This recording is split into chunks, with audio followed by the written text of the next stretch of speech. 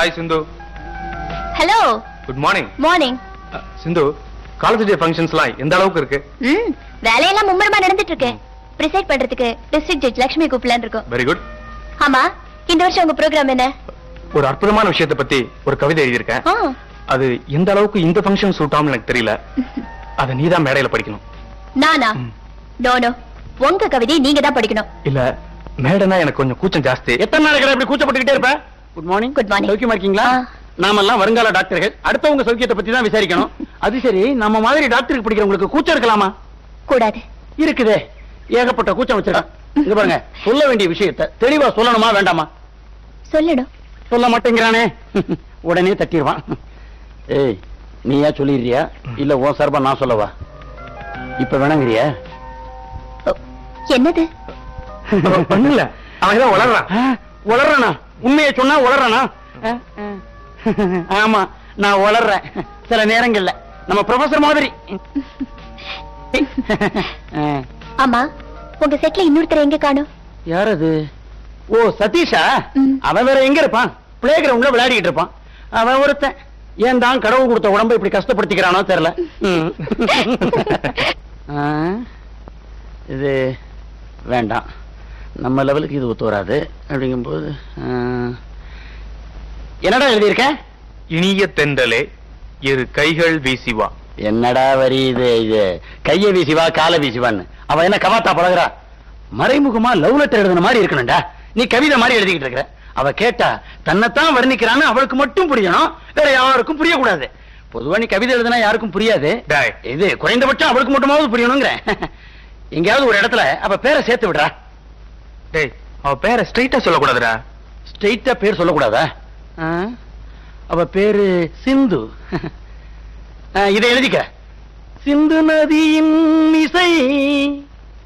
இது பாரதியார் பாட்டுடா. ஓஹோ, அவர் நமக்கு முந்திட்டாரா? இப்படி வச்சுக்க. நான் ஒரு சிந்து. என்ன தலையை கவுந்துட்டான்? இது சினிமா பாட்டு. விட மாட்டாங்களே. இதையா? இது வெறும் கிளாஸ் இல்லடா, கற்பனை தடாகம். கவிதை எழுதும் போது இதை அடிச்சாதான் கற்பனையே புரளும். கவிதை எழுதுறோம் நான்டா. இருக்கட்டுமே, பார்ட்டி ஆரம்பிக்கும் போது பார்த்தது இல்லையா நீ? அப்படின்னு சொல்லிட்டு இவனுங்க குடிச்சிருவானுங்க. அது மாதிரி ஒரு கவிதை நான் குடிக்கிறேன். என்னடா பண்ணிட்டு இருக்கீங்க? இது பெரிய விஷயம். கவிதை எழுதிக்கிட்டு இருக்கோம், உனக்கு புரியாது. ஆமாமா. சாப்பிடுறியா? உருப்படவே மாட்டீங்கடா. மேதைகள் சொன்னா கேட்க மாட்டீங்களே. ஆஃப் ஆயிடுச்சா? டேய், மிச்சம் இருக்குடா. நான் கவிதையை கேட்டேன்ப்பா. ஓஹோ. டேய், என் லுங்கிய பாத்தீங்களா? என்னடா இது? கற்பனை ஊத்து பெருக்கெடுத்து வரும்போது இப்படி டிஸ்டர்ப் பண்ணா எப்படா கவிதை வரும்? லுங்கிய பாத்தியா, அங்கேயே பாத்தியா? இது வரைக்கும் தான் எழுதியிருக்க. அடுத்த வரி. டேய், இது என் லுங்கி தானே? ஆமா. இப்ப என்னன்ற? டேய், நான் குளிக்கிற லுங்கிய கூடா. குளிக்கிறதுக்கு தண்ணி தான் வேணும், லுங்கி தேவையில்லை. நீ என்ன இப்ப நீ குடுக்க போறியா இல்லையாடா? இந்த மாதிரி முடியாத ஆதாம் என்ன லுங்கியோடைய அலைஞ்சா? அது நீ அடுத்த வரைக்கும் வா. குட், நல்ல இம்ப்ரூவ்மெண்ட் இருக்கு. என்ன முழிக்கிற டவுட்டா? நோ, எனக்கு எந்த பிரச்சனையும் கிடையாது. பெரியவருக்கு சந்தேகம் வருமேங்கிறதுக்காக கூட வர்றேன். இவரை இன்னும் கொஞ்சம் கவனிக்கணும். ஓகே சார், இவர் ஆப்சர்வேஷன்ல வைக்கணும்பா. Good morning doctor. Good morning. Good morning. என்ன வீராசாமி, எப்படி இருக்கீங்க? நீங்க தானே தினம் என் உடம்ப டெஸ்ட் பண்றீங்க, நீங்க தான் சொல்லணும். இவர் ஒரு இன்ட்ரெஸ்டிங் கேஸ். இவர் யமனையே எட்டி பார்த்து வந்துட்டாரு. இந்த நிமிஷத்திலிருந்து குடியை நிறுத்தினா கூட இவர் பொழைச்சுக்குவார். Because the liver cells have remarkable power for regeneration. Even the damages already done to his liver can get repaired. But all depends upon Veerasami's good conduct. Doctor sir, I have got plenty of good conduct certificates. You want to see it? I will show you. Sir, அசத்திட்டீங்க sir. எங்களை விட English நல்லாவே பேசுறீங்க. English என்ன, தேசிய மொழியில 4-5 மொழி தெரியும். 20 வருஷம் மிலிட்டரி சர்வீஸ். இவ்வளவு நல்லா பேசுறீங்க, குடிப்பழக்கத்துக்கு அடிமையிட்டீங்களே? அடிமை இல்ல சார், ஒரு ஃப்ரெண்ட்ஷிப். கொஞ்ச நாள பழகினா உங்களையே என்னால மறக்க முடியலையே. 20 வருஷத்து ஃப்ரெண்ட்ஷிப் ஆச்சே, மறந்துட முடியுமா sir? Wish you best of luck. Thank you doctor. இந்த பத்திரிகையில எல்லாம் நம்ம போட்டோ எப்போ வர போகுதோ? மேட நிர்வாகத்தை பிடிச்சிட்டா வரும். என்னத்தை பிடிக்க போறாங்க? என்ன தம்பி, காலேஜுக்கு புறப்பட்டீங்களா? வெளியே கிளம்பியாச்சு. காலேஜுக்கா இல்லையாங்கிறத இன்னும் முடிவு பண்ணல. ஏன், காலேஜ் இருக்குல்ல? காலேஜ் இருக்கு, ஆனா போய்தான் ஆகணுமா? இல்ல, படிக்கிறவங்க எல்லாம் போவாங்களே, அது காலேஜ் தானே? அது மெடிக்கல் காலேஜாவா இருக்கு? கண்டவெல்லாம் படிக்க வர்றான், கேட்டா இந்த கோட்டா அந்த கோட்டாங்கிறான். நம்ம அந்தஸ்துக்கு ஒரு மரியாதை வேணாம்? கவலைப்படாத தம்பி, கம்பெனி நிர்வாகம் நம்ம கைக்கு வரட்டும். நம்ம அந்தஸ்துக்கு தகுந்தபடி தனியா காலேஜ் கட்டிடுவோம். ஆனா அதை கவர்மெண்ட் எடுத்தாலும் எடுத்துக்குவாங்க. இப்ப எடுக்கிறாங்களே. ஆமா, அந்த கம்பெனி நிர்வாகம் நம்ம கைக்கு வருமா? வருமாவா? அடுத்த மேனேஜிங் டைரக்டர் நான் தான். நான் சீட்ல உட்கார்ந்ததும் முதல்ல நமக்கு வேண்டாதவங்க எல்லாம் டிஸ்மிஸ் பண்ணிடுவேன். எவ்வளவு நல்ல உள்ளம் பாத்தீங்களா? வந்த உடனே பல பேர் பொழப்ப கிடக்க திட்டம் போடுறாங்களே. அம்மா, அந்த பழைய எம்டிக்கு நல்ல ஆதரவு இருக்காமே. நீங்க ஒண்ணு, மேடத்துக்கு எவ்வளவு ஆதரவு இருக்கு தெரியுங்களா? கல்கத்தாவில இருந்து பம்பாய் வர, டெல்லி டெல்லி வர போன்லயே செல்வாக்கு இருக்குங்க. அந்த காலத்து ஜான்சி ராணி கத்தியத்தான் சுத்துனாங்க. மேடம் போனை சுத்தினா போதும், பல பேருக்கு தலை சுத்திரும். மிஸ்டர் நாகராஜ், கம்பெனி எலெக்ஷனுக்கு நிறைய செலவாகுமே. எலெக்ஷன்னா செலவழித்தாங்க செய்யும். கலெக்ஷன் ஆரம்பிச்சிருவோம். இப்ப பணம் கொடுக்கறவனுக்கு நம்ம கம்பெனி நிர்வாகம் கைக்கு வந்த உடனே பல சலுகைகள் அள்ளி வீசிடுவோம். அப்ப கம்பெனி கேடு கட்ட நமக்கு என்னங்க? மிஸ்டர் நாகராஜ், எப்படியாவது நிர்வாகம் நம்ம கைக்கு வரணும். வருங்கால எம்டியா நீங்களுமா? எங்க யார்தான் வருங்கால எம்டி ஆகுறதுன்னு ஒரு முறை இல்லையா? அது என்ன எம்டி சீட்டா இல்ல லாட்டரி சீட்டா?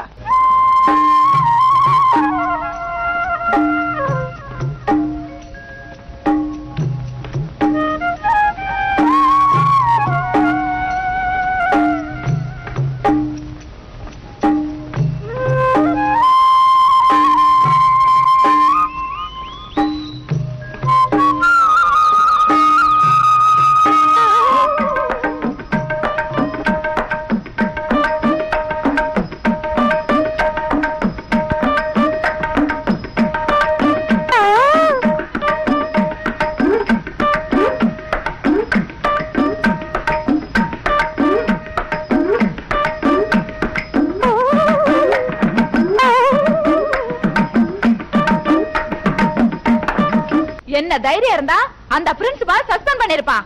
அப்படி என்ன ஊர்ல தப்பா பண்ணிட்டா? அதானே ரேப்பிங், அதுவும் ட்ரையிங்.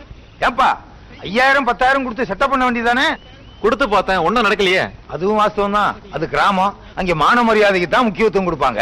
மிஸ்டர் நாகராஜ், இதை விடக்கூடாது. ஆமா, விடவே கூடாது. சாதாரண குற்றமா கற்பழிப்பு முயற்சி, அதுவும் யாரு? மெடிக்கல் காலேஜ்ல படிக்கிற ஸ்டூடெண்ட், வருங்கால டாக்டர். செய்யலாமா? குறைஞ்சபட்சம் ஆயுள் தண்டனையாவது வாங்கி கொடுத்துறேன். நாகராஜ், மன்னிச்சிருங்க, சில நேரங்கள்ல மனச்சாட்சி உண்மையை பேச ஆரம்பிச்சிருது. சும்மாறா, பொழப்ப கெடுத்துறாத. கவலையப்படாதப்பா, நல்ல வக்கீலா வச்சு இந்த கேஸ உடைச்சிருவோம். இந்த கேஸ் முடிகிற வரைக்குமாவது இந்த மாதிரி சட்டையெல்லாம் போடாதப்பா.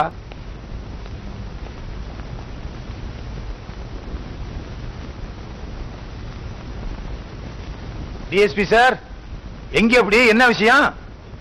மிஸ்டர் நாகராஜ், எதுக்காக அனாவசியமான ஆளுங்களை வீட்டுக்குள்ள வந்து டிஸ்டர்ப் பண்றாங்க? என்ன வேணும்?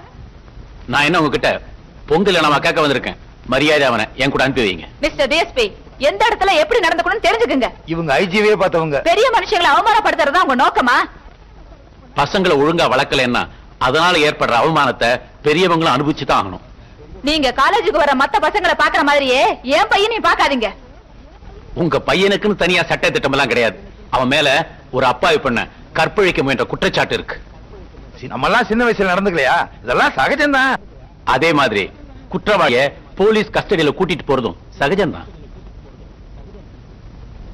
அவனை யாரும் கூட்டிட்டு போக வேண்டியதில்ல. இத பத்தி சம்பந்தப்பட்ட மினிஸ்டர் கிட்ட கலந்து ஆலோசிக்கிறேன். அதுக்கப்புறம் நிறுத்துங்கம்மா உங்க மந்திரி புராணத்தை. என் சர்வீஸ்ல உங்கள மாதிரி எத்தனை பேரை பார்த்தாச்சு.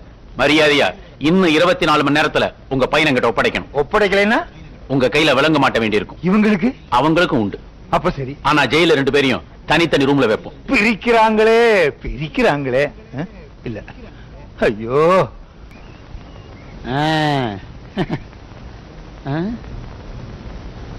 என்னடா எழுதுற? கவிதை எழுதிட்டு இருக்கேன். கெடுத்துட்டியடா. தனியா உட்கார்ந்து போஸ்ட் கொடுத்து காதல் கடிதம் தான் எழுதுறான். நம்ம பையன் தேறிட்டான்னு நினைச்சு சந்தோஷப்பட்டேன். என் மனசுல மண்ணள்ளி போட்டியடா. என்னது? கவிதை எழுதுற நேரத்துல சிந்துவுக்கு ஒரு காதல் கடிதம் எழுதி போடலாம்ல. ஐயோ, அவ 7ஆம் கிளாஸ் படிக்கும் போதே ஏகப்பட்ட லவ் லெட்டர் எழுதுறான். நீ இப்படி டயத்தை வேஸ்ட் பண்றியடா. டேய், சிந்துவோட மனசு தெரிஞ்சுக்காம நம்ம எதுவுமே செய்யக்கூடாதுடா. முதல்ல நீ உன் மனசை திறந்து காட்டு, அப்புறம் அவன் மனசு தன்னால தெரியும். அதை எப்படி ஆரம்பிக்கிறதாண்டா எனக்கு தெரியல. ஐயோ ஐயோ ஐயோ, கொடுமைடா கொடுமை. எப்படி ஆரம்பிக்கிறதுன்னு தெரியலேங்கிறானே. ஐயோ, உனக்கு எத்தனை ஆரம்பண்டா வேணும்? எழுதிக்க. மேன்மை தங்கிய சிந்துவுக்கு. வேண்டாம், வார்டனுக்கு பெட்டிஷன் எழுதியே பழக்கம். அன்பான சிந்துவுக்கு. கண்மணியே சிந்து.